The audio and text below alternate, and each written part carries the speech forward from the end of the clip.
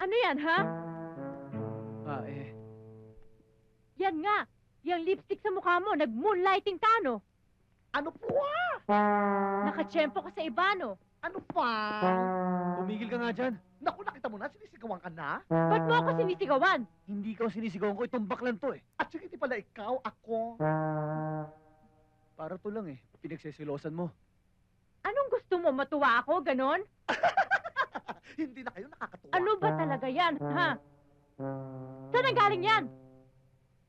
Meron kasi akong inisikaso eh. Inasikasong ano? Yung babae kasi. Kita mo na, meron siyang girlish.